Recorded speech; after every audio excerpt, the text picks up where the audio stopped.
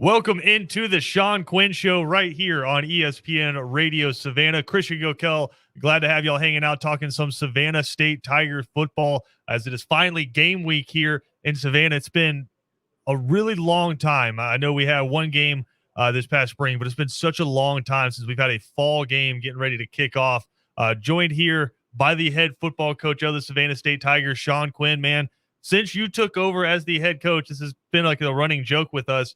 Haven't had a normal season. I don't know if we'll call this one normal yet either, with the super seniors coming back and just how crazy the protocols are right now. But it does, to me, Coach, feel like for the first time in 2 years, that same kind of excitement going into the first week of college football.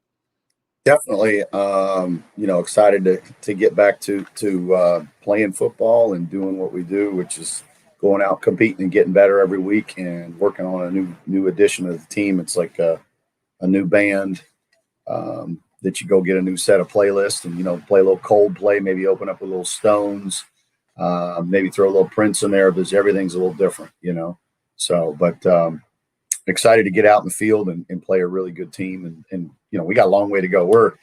Somebody asked me the other day, how far along are you? I said, well, we got the training wheels on.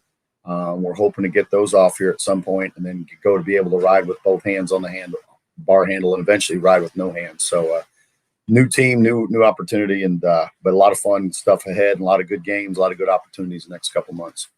And we'll dive into that big game y'all have coming up this weekend as y'all head out to play Valdosta State, Coach. But I want to go back really just to the beginning of this year. As I mentioned, you did get the one game that you got to play, but beyond that, it's been a long time since these guys got to hit somebody else. And I know for you guys, it had to be interesting with so many days between actually having a game week, even as coaches, keeping your mindset correct, right? Because you guys get so into a schedule every single year, whether it's recruiting, spring football, then going into summer workouts, into the fall camp.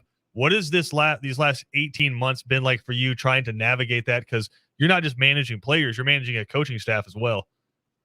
Definitely. We're creatures of habit, and when that habit gets changed, it screws with you a little bit. And, not having the biorhythms of last fall still was really strange. We played the couple games this spring, one on the road and one at home, and that was good, but it just was weird. It was like playing golf with all mulligans that you had gotten in the tournament. So to get to go do it this fall is nice. Just get back to it, Christian.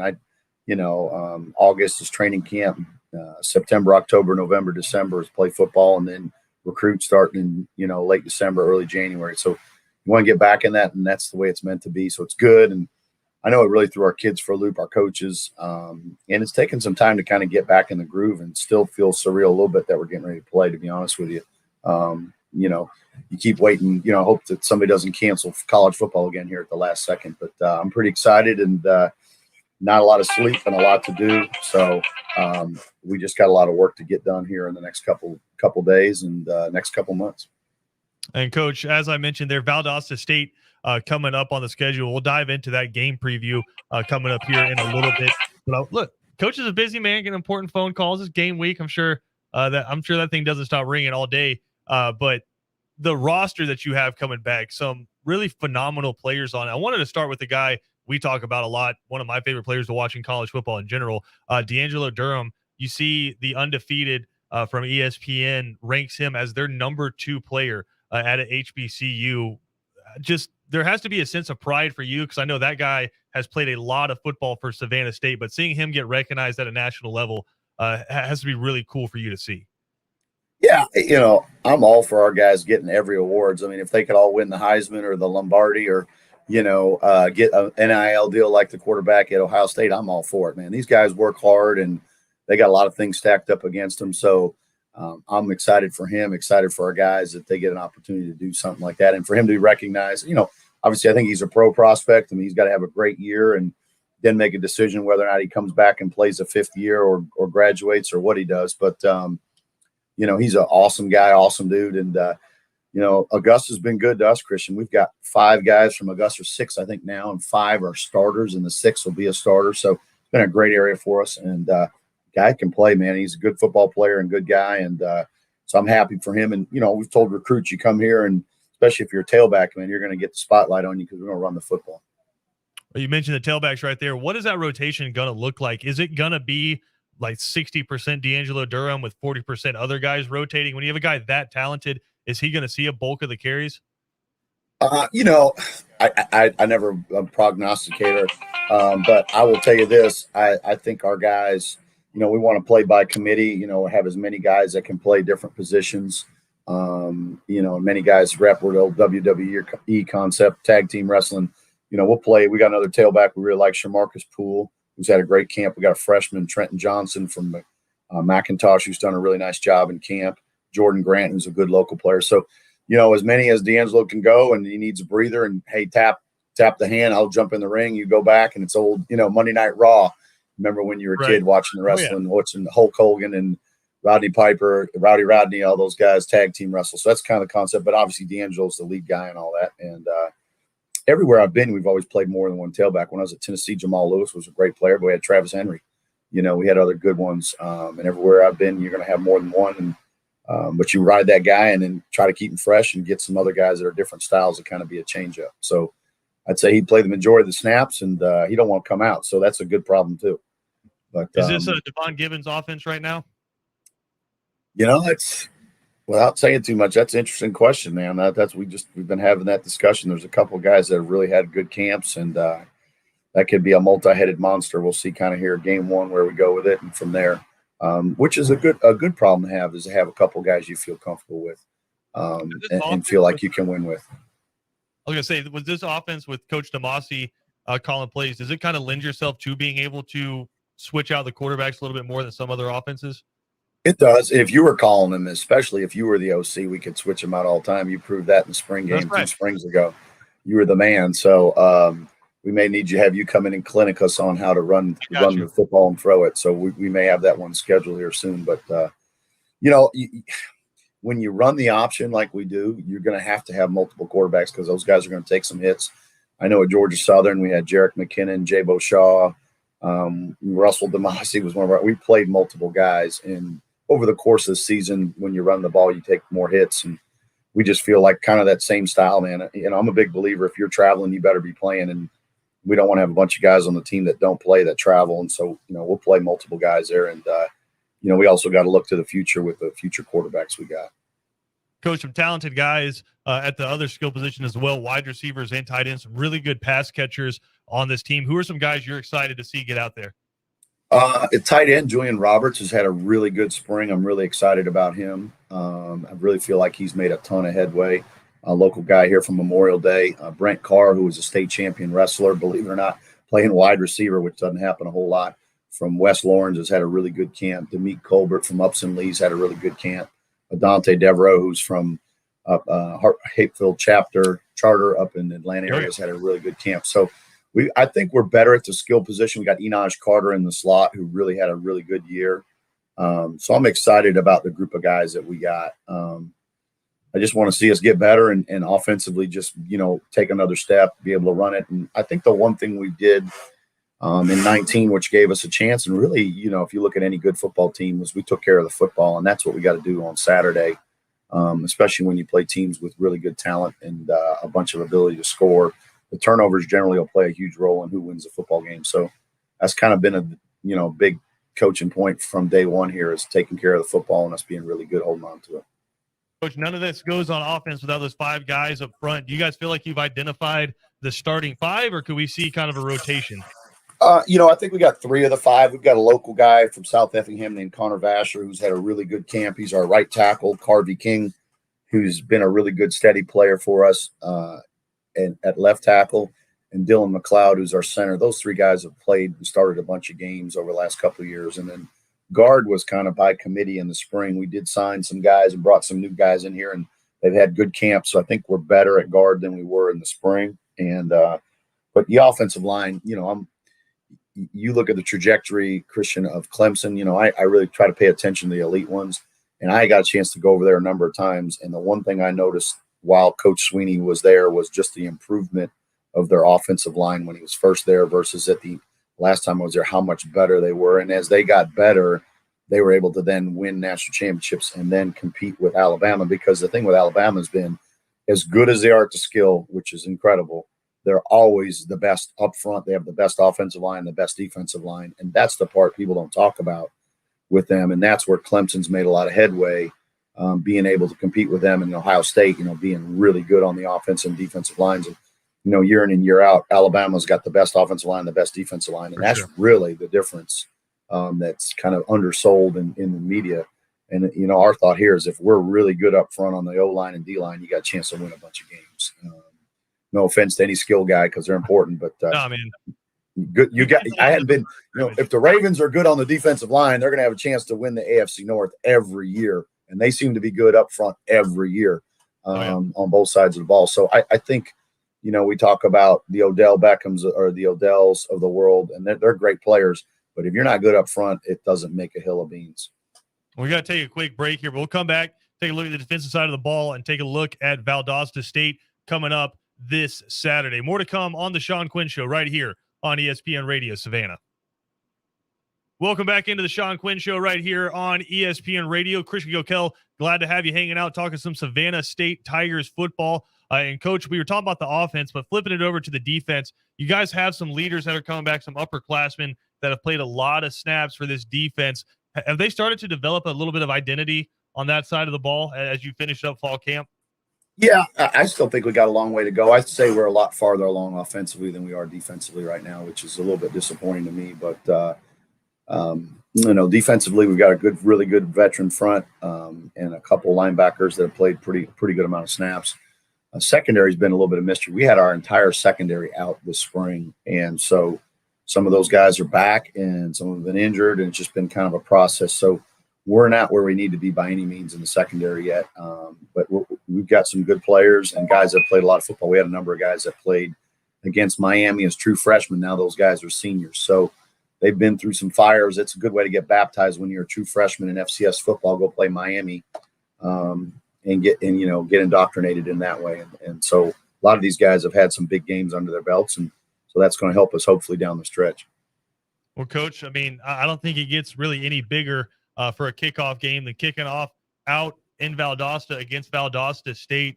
First off, Gary Goff, the head football coach out there, he did a pretty phenomenal job coming in, taking over a really tradition-rich program. They went 10-1 in his first year, made it to the second round of the playoffs. Obviously, getting to the playoffs is everyone's goal. What can you tell us about that Valdosta State program? Is it what we know, the powerhouse that we've seen for so many years?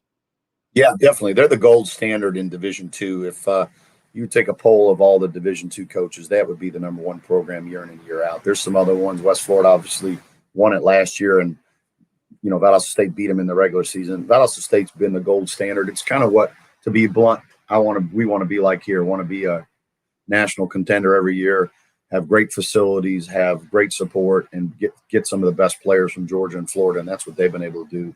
Gary's done a great job there, good football coach. They win a lot of football games. It would have been real easy to schedule somebody that wasn't very good. Instead, we probably scheduled the top team in the country. The thought process is we've got to play some good people out of the league and find out kind of where we're at. We're nowhere near where they're at right now, but it'll be a good stepping stone for us to kind of continue to get better and compete against what I think is the best league in Division II, which is the Gulf South Conference. So they got to go in there, and we'll have to play our best ball to be in the game and have a chance to win, and limit turnovers and play really good, solid football because they've got good players everywhere. They're going to be more talented, bigger, faster, stronger than us at every spot. So we're going to have to play really good team ball. And to be honest with you, I'm not telling you anything you already probably hadn't heard from me. That's going to be most weeks. Most weeks, the teams we play are going to be more talented than us, and we're going to have to be, just a bunch of blue collar guys playing hard and find a way to win. Well, Coach, just the college football history nerd in me loves Valdosta State just because of some of the coaches that have come out there and some of the concepts, right? I mean, when you talk about the air raid, it came out of Valdosta, Georgia.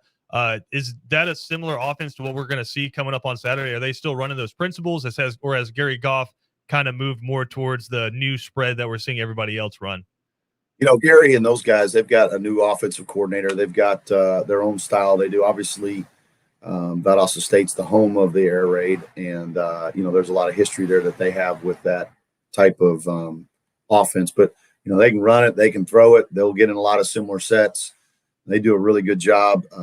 They've got their own flavor to it, as every coach does. But they've been the cradle for really honestly, the invention of the spread offense and the hatch attack and the air raid systems all came from Valdosta State. So that's kind of the home of all those different systems. If you want to say the breeding ground for it, in different circles of coaching, like in option football, it's Citadel, it's Army, and spread football, it's Valdosta State, and you hear a couple others, but really I'd say more synonymous than any Division I program probably is, because from there a lot of good coaches have left there. Something we don't talk about a lot, Christian, is how many good football coaches have come out of here. There's a ton of guys that have come out of Savannah State. Oh yeah, went on to coach major college football. I feel very blessed. I've got two of the good coaches on our staff that were here with us when first year. Man Ray St. Amour is at University of Alabama now, and BJ Johnson's at Texas Tech. And we've had some good coaches come through here way before my time, and they've been all over the place. Fred McGriff, I think Coach McGriff was at Ole Miss. So there's just been a lot of good coaches, and a lot of good coaches have come from the Division II level and kind of worked their way up. So, but they do a good job there, and they got a great program. And like I said, they're the gold standard.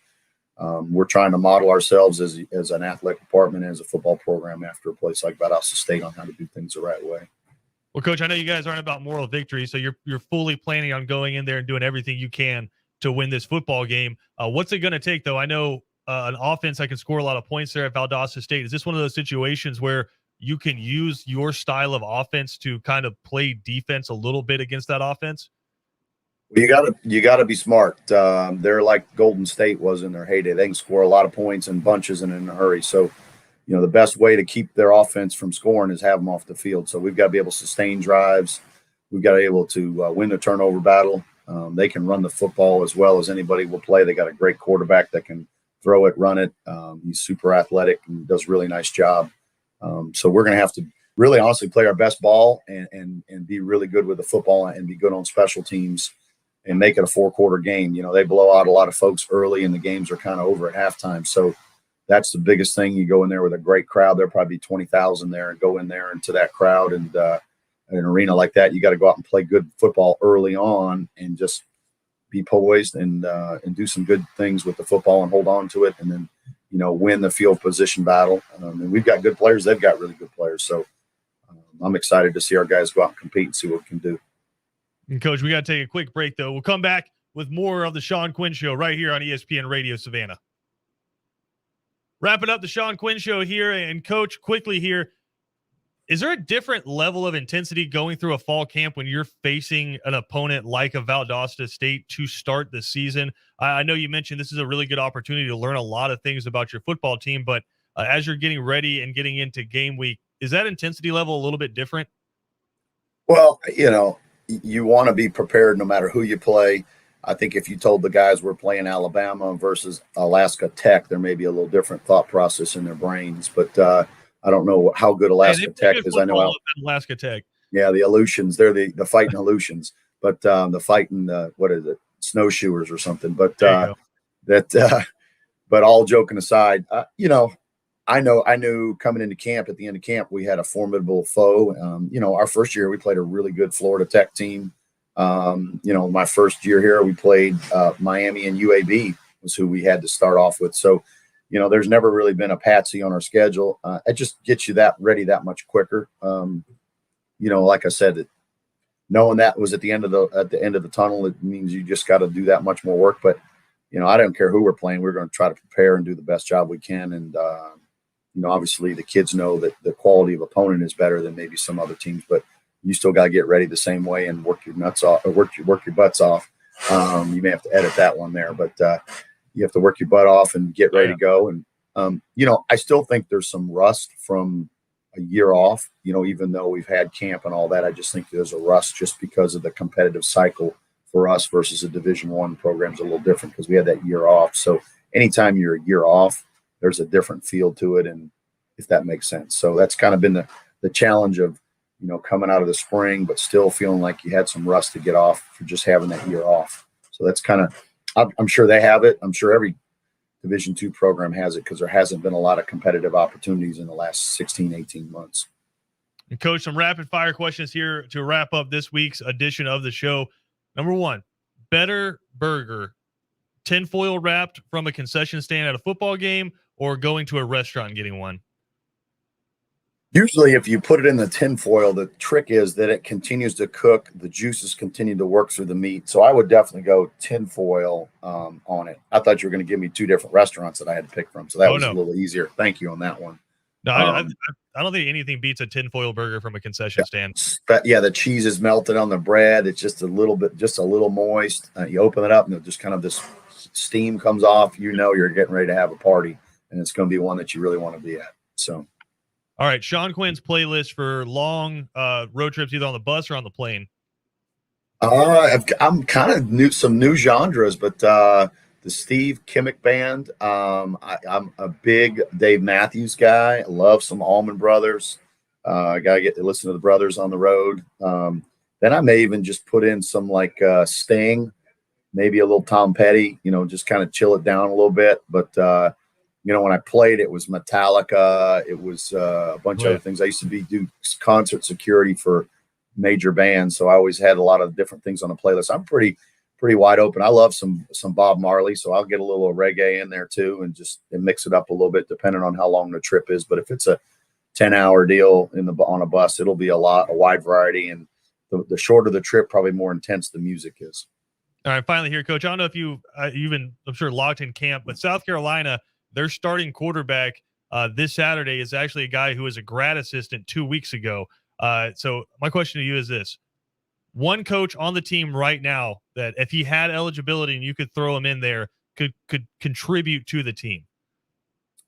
It would be Trey Morgan, our secondary coach. He played for us at Western Carolina, and he was the best player in the league for 2 years. So I think he's still got some snaps in him. He could do a really nice job. Roscoe Bird, who's one of our new offensive line coaches, played at Georgia Southern and UAB, and he was a heck of a player, and he's about 3 years removed. So he looks like he could still pull and dig out a 3 technique. So it would be one of those two guys. It definitely wouldn't be me. I'd be in the looks competition and win that hands down, but the rest of it I'll leave to these younger coaches. I know every other coach that you didn't mention right now is got some testosterone going. Their competitiveness is coming out. Russell DeMassi's out there throwing a football like Uncle Rico right now. So you made some coaches mad right there, Coach.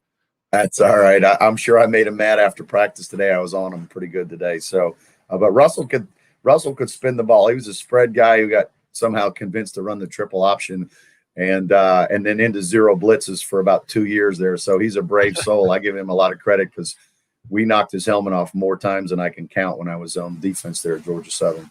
Well, Coach, we appreciate it, man. I know you guys got to go continue getting ready for that big game coming up against Valdosta State, man. But for everyone here at ESPN Radio Savannah, we're so excited to see a full season of Savannah State Tigers football. See you guys compete for a conference title and for a spot in those playoffs. Appreciate it, brother. Always a highlight of the week getting to talk to you guys. And I know your compadre there at ESPN Coastal's a big Blazer fan, so just try to tell him to at least wear something orange or blue at one point this week. So I know BJ just, he's got to always have his red and black on. So I'm hopeful that he'll at least give the Tigers a little bit of pity and wear something this week. Thanks. Go Tigers. And that's going to do it for this week's edition of the Savannah State Tigers Show. If you missed any portion of it, check it out on ESPNCoastal.com.